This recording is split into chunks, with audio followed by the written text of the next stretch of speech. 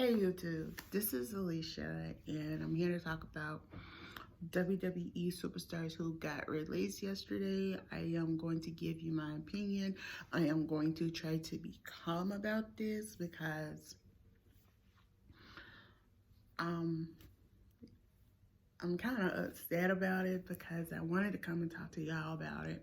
And I'm going to try not to cry because like some of these people I do support, and y'all know in past times I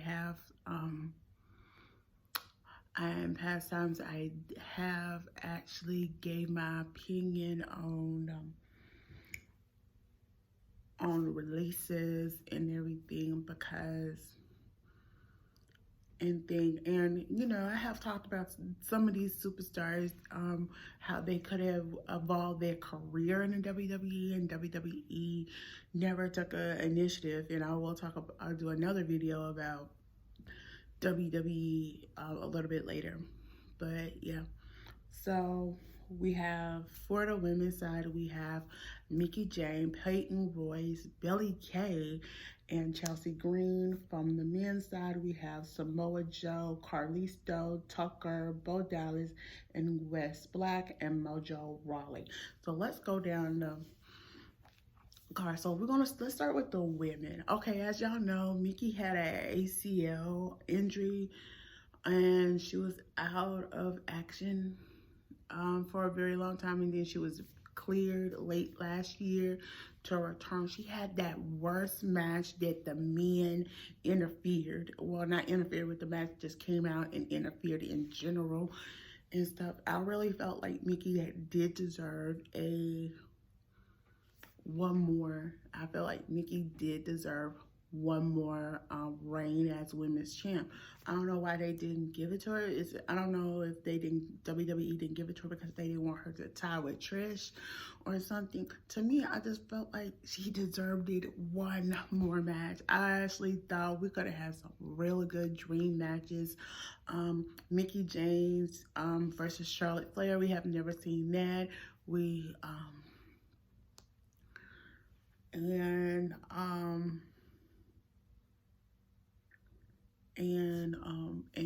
But I really feel like WWE just dropped the ball, and Mickie was okay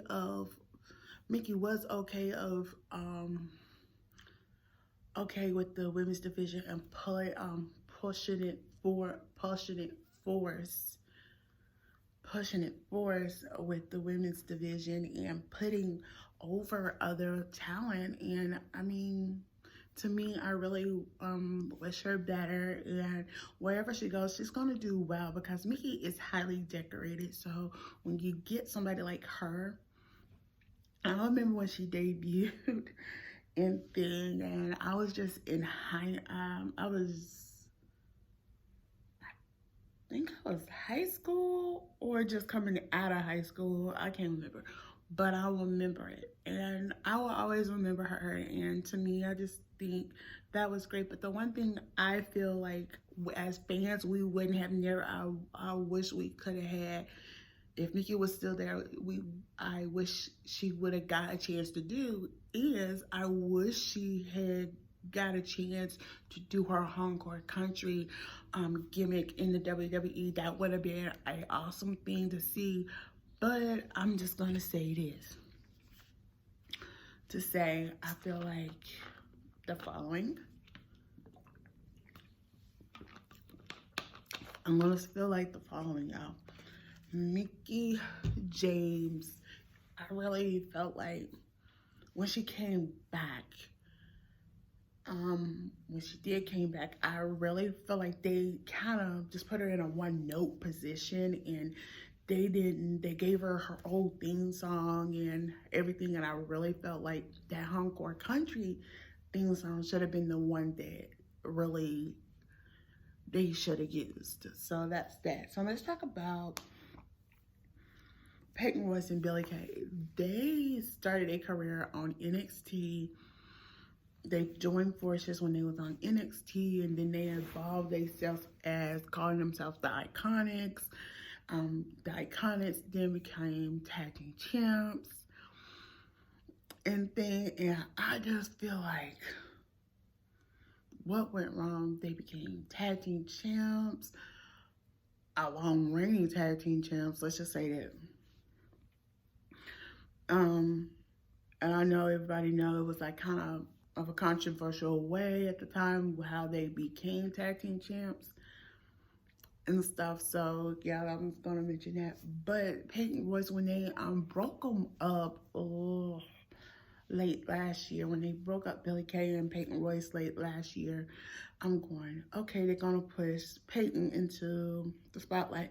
Peyton just wasn't doing nothing. They didn't do nothing with her. And I actually recently did a video and I talked about her and I said, this is what I felt like they could do with her when they had, because of her long purple hair. If you know that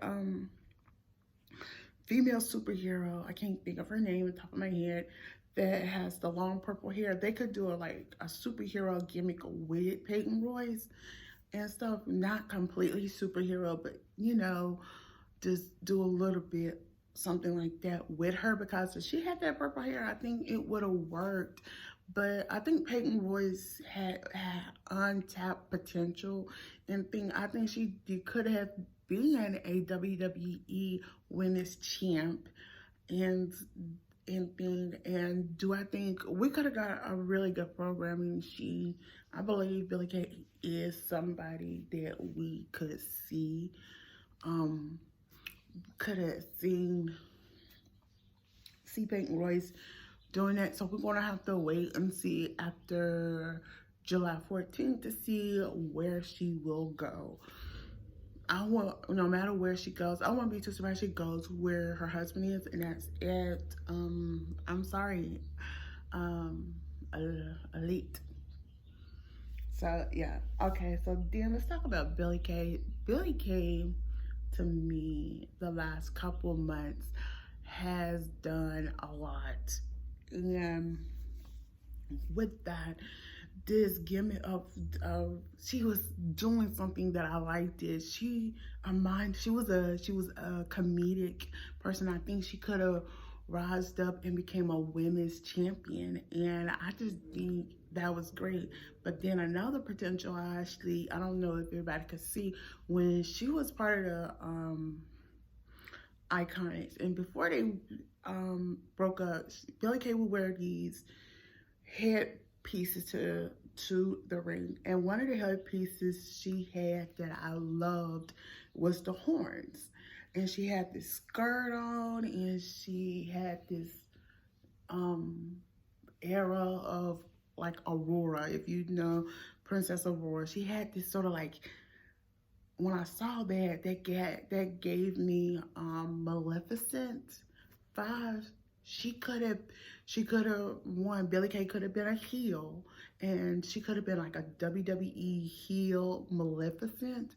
And if they did that with her, I really felt like that's what could have been done for Billie Kay. And I'm not, like I'm saying, I'm not dogging WWE. I'm just thinking you could have did better by her. And to me, I feel like Billie Kay gave me Jillian Hall vibes. I don't know if y'all will agree with me or not. They just gave me Jillian Hall vibes, and I love that. So now let's talk about Chelsea Green real quick, y'all. Now Chelsea Green, I remember when she debuted, and with her debut, Chelsea Green, she had false starts. She got hurt and everything, and I really think Chelsea Green could have went on and did something real good and I really will say this. I'm shocked because, you know, she had a false start within her wrestling career and stuff like that. And the one thing I really could actually say is WWE could have did better by her. I'm saying it. WWE could have did better by her and everything. So yeah. All right, but we're gonna have to see where Chelsea goes. I wouldn't be too surprised of her after after July 14th. I wouldn't be too surprised for all of these. Some of these women go to A Elite or Elite Wrestling or TNA Impact or Ring of Honor, Shimmer. You know, I wouldn't be too surprised. So let's talk about one of the biggest names, Samoa Joe. I was very shocked. And you know, Samoa Joe has not been in the ring wrestling for a long time. And I liked him on the commentary thing. He made point, like with Samoa Joe, he made points. He made points. He said, oh, this person is this. He was more of a journalist. He didn't allow his cloud of judgment of the wrestler. He didn't allow them to find a cloud of judgment. He like told the truth. Oh, he needs to do this. He needs to do that. He when you see him did commentary, but then he did do some wrestling and won the Universal title belt. I just felt like that's something. And then like I said, I felt like if when Mickie was getting ready to come back out and Samoa Joe kind of started standing up for Dominic and stuff like that, I think that was the time we needed to have Samoa Joe align with Rey Mysterio. That would have got him off the commentary team and back of wrestling and probably into the WWE Universe Champion or the WWE Champion and title picture. Now, I really believe that. But if they didn't do that, I really believe if they could have hooked him and Mickie up together as Mickie being his valet and he being her valet and he being her valet and she being his valet. So, or having him being part of the Hurt Business, I'm going, hey. So, yeah, that's that. All right, the second thing is, okay, so the second name is Kalisto. I was shocked. That really shocked me. And you know, him and Sasha Banks is a real good friends. So I know Sasha Banks is probably upset and pissed off at Vince. So now it's all about, okay, how they gonna make Sasha feel okay and stuff, and what they're gonna do. Are they gonna give him a new contract or something?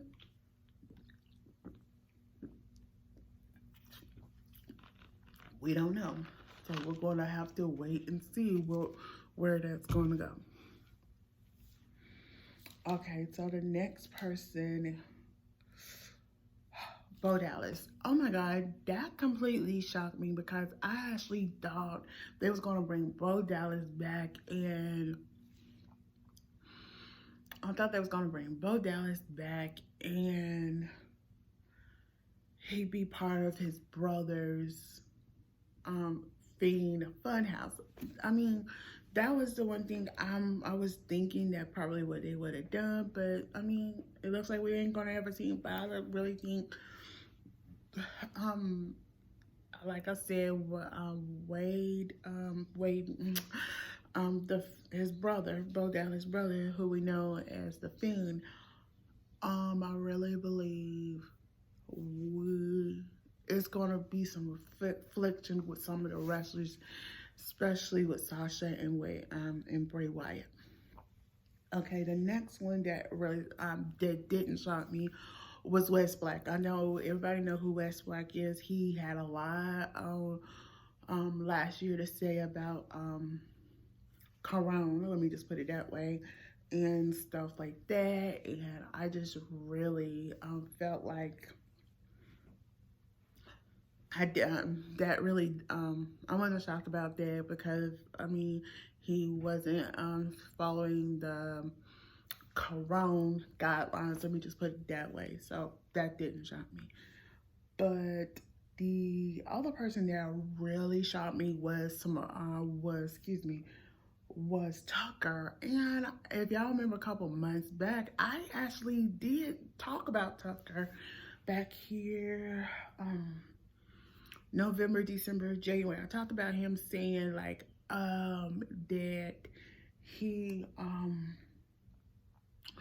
deserved, and I said y'all need to rebrand him, and I said y'all need to rebrand him with a trucker theme. You know, his name is named Tucker, and his look was sort of almost like a trucker theme, and like it was just that. I mean, if he had a new gimmick and they used that trucker theme, a trucker like theme, I think it will work. And I mean, seeing that they didn't, and I really feel like that one really caused some of us off guard. It was let's just say it was a lost potential with that and stuff. And it's many ways they could have kept him on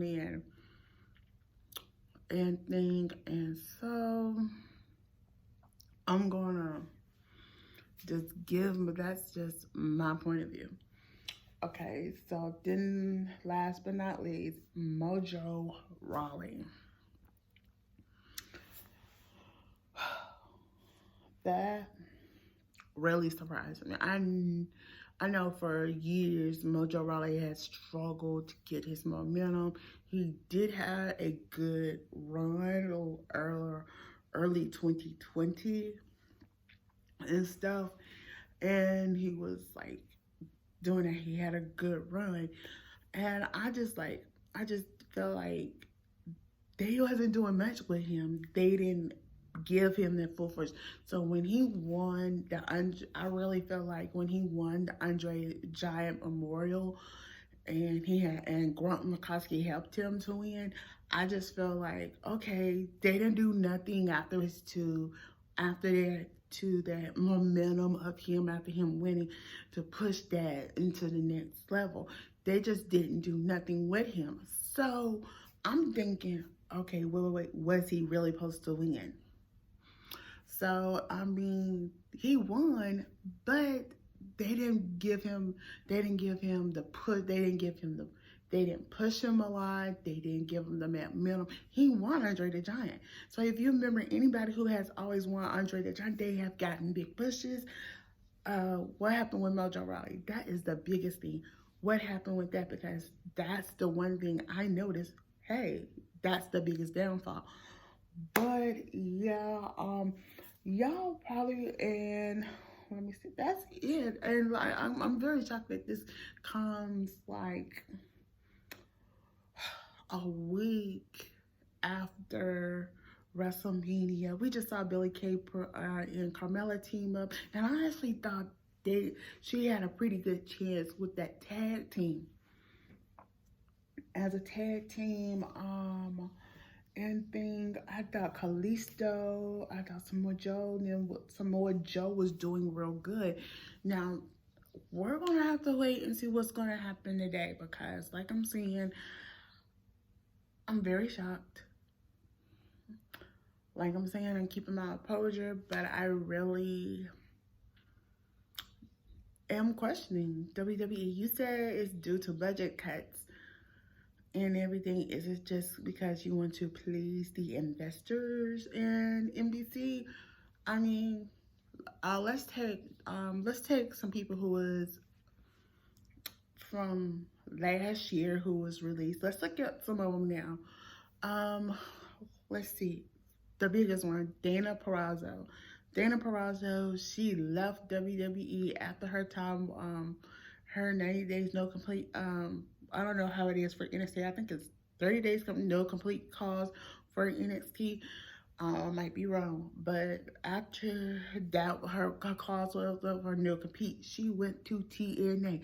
Once she went to TNA, she had a title belt opportunity and she wrestled Taya Valkyrie, who's now known as Frankie Monet on TNA. We're gonna talk about that at a later date.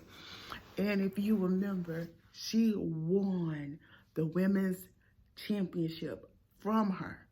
Since then, she's renamed her, became one of the biggest stars on TNA Impact. So you see, from from some of the people from last year who was released, you see what they're doing now. So we're gonna have to see where, but I'm gonna actually admit, I think Samoa Joe and Peyton, Royce, I think them and Chelsea Green might end up with Elite Wrestling. I don't usually AEW. There we go, AEW, better known as Elite Wrestling. I think they will end up there. Kalisto, I think he might end up going to Lucha Libre. Let's see, Mojo Raleigh, I don't know where he will go, but I think wherever he goes, he'll do well. I think Mojo Raleigh has